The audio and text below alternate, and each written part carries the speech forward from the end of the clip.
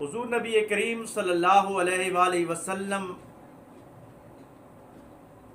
نے جو نبوت کے فیضان سے ایک جماعت تیار کی، اس جماعت کو اللہ تبارک و تعالیٰ نے یہ اعزاز عطا فرمایا کہ وہ نظریاتی طور پر اتنی کمیٹڈ جماعت تھی، اللہ اور اس کے رسول صلی اللہ علیہ وآلہ وسلم کے پیغام کے ساتھ وہ اس حد تک منسلک تھے اور جمے ہوئے تھے کہ انہوں نے حضور نبی کریم صلی اللہ علیہ وآلہ وسلم کی تعلیمات کو آقا علیہ الصلوۃ والسلام کی دنیا سے چلے جانے کے بعد بھی اس انداز کے ساتھ آگے پھیلایا اور اس انداز کے ساتھ دنیا کو وہ نظام مصطفیٰ چلا کے دکھایا کہ دنیا کا نظریاتی جغرافیہ اور زمینی جغرافیہ بھی تبدیل کر کے رکھ دیا۔ یہ اسلام کی جتنی بھی فتوحات ہیں پیغمبر اسلام صلی اللہ علیہ وآلہ وسلم کے بعد ان کی جو مضبوط بنیادیں ہیں اس میں حضرت ابوبکر صدیق رضی اللہ تعالی عنہ کا وہ خوبصورت نظریاتی کمٹمنٹ نظر آتی ہے کہ وہ اسلام کے ساتھ نظریاتی طور پر کس انداز کے ساتھ منسلک تھے کہ آقا علیہ الصلوۃ والسلام کا جب وصال مبارک ہوتا ہے، آقا علیہ الصلوۃ والسلام جب دنیا سے تشریف لے کے چلے جاتے ہیں تو امت مسلمہ پہ، صحابہ اکرام پہ قیامت بپا ہو جاتی ہے۔ حضرت عمر فاروق رضی اللہ تعالی عنہ جیسے جلیل القدر صحابی جن کو مراد پیغمبر کہا جاتا ہے، ان کا یہ عالم ہے کہ وہ تلوار کھینچ کے کھڑے ہو گئے کہ جو کہے گا کہ معاذ اللہ محمد علیہ الصلوۃ والسلام کا وصال ہو گیا، میں اس کی گردن اڑا دوں۔ حضرت علی کرم اللہ وجہ الکریم جو شیر خدا ہیں، غم سے نڈال ہیں،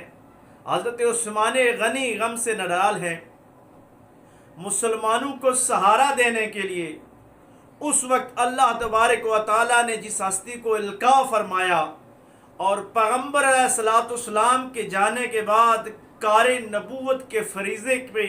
امامت کے طور پہ جس شخصیت کو منتخب فرمایا وہ ابوبکر صدیق رضی اللہ تعالیٰ عنہ کی ذات تھی۔ حضرت ابوبکر صدیق اس وقت کھڑے ہو جاتے ہیں اور وہ تاریخی خطبہ ارشاد فرماتے ہیں جس کا یہ مفہوم ہے کہ لوگوں، اگر تم محمد علیہ الصلوۃ والسلام کی عبادت کر رہے تھے تو جان چک جاؤ کہ وہ محمد علیہ الصلوۃ والسلام آج دنیا سے تشریف لے گئے ہیں، لیکن اگر تم اللہ کی عبادت کر رہے تھے ایک اللہ کی تو اللہ حی و قیوم ہے، وہ ہمیشہ رہنے والا ہے، اس کو کبھی موت نہیں آئے گی۔ آپ اللہ کے نظام کے ساتھ منسلک ہو۔ محمد علیہ الصلوۃ والسلام اللہ کی پہچان کروانے کے لیے آئے تھے، اللہ کا تعارف کروانے کے لیے آئے تھے، اور الیوم اکملت لکم دینکم کے بعد آقا علیہ الصلوۃ والسلام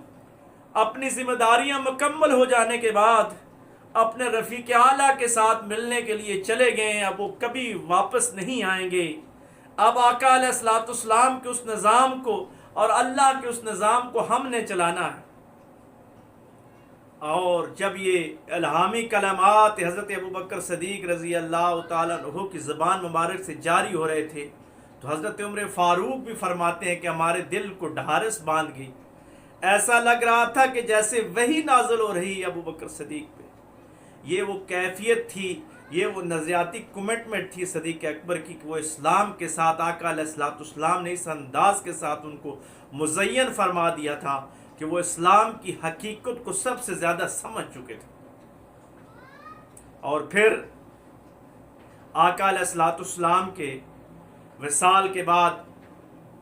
جتنے بھی واقعات ہوئے، حضور علیہ الصلوۃ والسلام کی تدفین کا مسئلہ آیا تو حضرت ابوبکر صدیق رضی اللہ تعالیٰ عنہ کی مشاورت سے اور آپ نے ہی فرمایا کہ آقا علیہ الصلوۃ والسلام کی حدیث بیان فرمائی کہ آقا علیہ الصلوۃ والسلام نے فرمایا تھا کہ نبی جہاں فوت ہوتا ہے وہی اس کا مدفن بن جاتا ہے۔ پھر جب کچھ منافقین کی شرپسندیوں کی وجہ سے کچھ سادہ لو انصار صحابہ اور کچھ باقی لوگ جمع ہو گئے، ایک باغ کے اندر اور خلافت کا اعلان ہونے لگا تو وہاں پہ حضرت ابوبکر صدیق رضی اللہ تعالیٰ عنہ ان لوگوں کو سمجھانے کے لیے جاتے ہیں. حضرت عمر فاروق وہاں تشریف فرما ہوتے ہیں.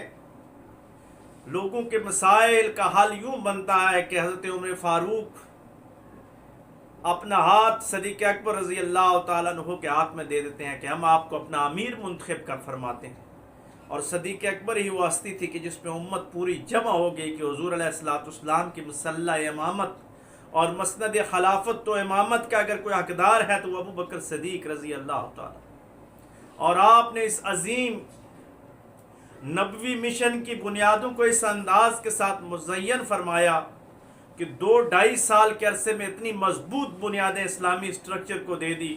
کہ بعد کے آنے والے خلفاء نے پھر اس کو